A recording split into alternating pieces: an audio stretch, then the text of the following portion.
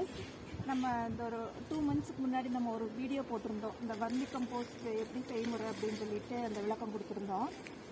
அதில் நம்ம ஃபஸ்ட்டு தேங்காய் மட்டை போட்டுட்டு, அதுக்கப்புறம் பனானா லீவ்ஸ் எல்லாம் போட்டு, கொஞ்சம் சாணக்குப்பம் போட்டு, அப்புறம் மண்புழு விட்டு நம்ம எப்படி வர்மி கம்போஸ்ட் பண்ணுறதுங்கிறத நம்ம ஒரு வீடியோ போட்டிருந்தோம்.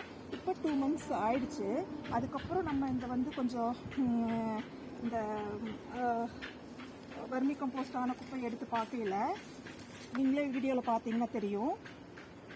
இங்கே பாருங்கள் எவ்வளோ மண்புழுக்கள். அதில் நான் ஒரு கைப்பிடி அளவு குப்பை தான் எடுத்ததில். அதில் பார்த்தீங்கன்னா இவ்வளோ மண்புழுக்கள் இருக்குது. ஸோ இது நம்ம 2 மந்த்ஸ் ஜஸ்ட் அந்த கம்போஸ்ட் ஆகிற குப்பையெல்லாம் போட்டுவிட்டு நம்ம அதுக்கு பெருசாக ஒரு வேலையும் செய்ய போகிறது கிடையாது.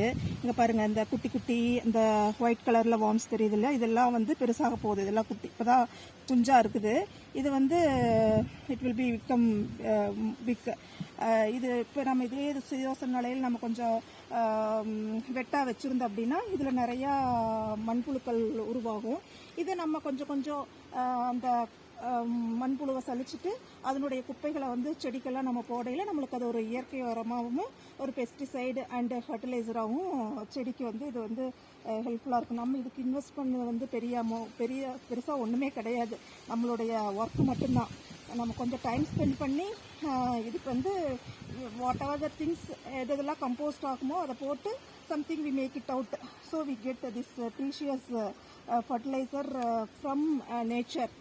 So it is everything that is so easy. இந்த வீட்லேயே கூட ஒவ்வொருத்தரும் வீட்டில் வர்ற காய்கறி வேஸ்ட் வச்சு கூட we can make it. So இது ஒரு உங்களுக்கு ப்ரூஃபாக காட்டுறப்போ உங்களுக்கு நம்ம போட்ட எஃபோர்ட்னுடைய பலன் கை மேலே கிடைக்குது அப்படிங்கிறத I am so happy to see this one. Thank you.